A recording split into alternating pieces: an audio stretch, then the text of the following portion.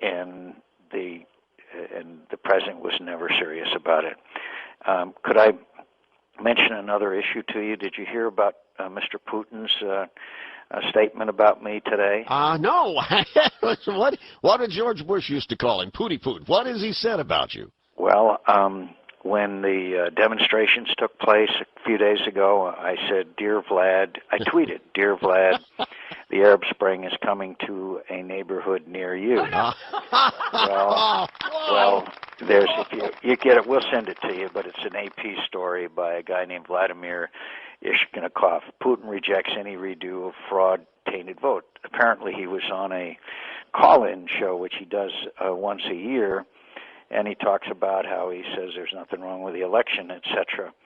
And he says Putin also lashed out at U.S. Senator John McCain, who had goaded him with a Twitter posted saying, quote, "The Arab Spring is coming to a neighborhood near you."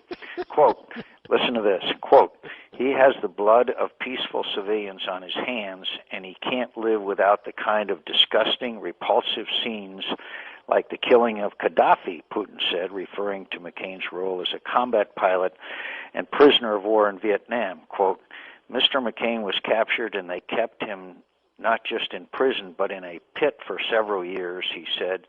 "Anyone in his place would go nuts." Well, I'm not making that up. You've been insulted by a mafia kingpin. I wouldn't go traveling over there right now if I were you. Yeah, I was going to say I'm not going to ask for a visa. Listen, while you're on the lines, one other thing. But by the way, this reaction, he is very, very unsettled by this demonstrations in Russia.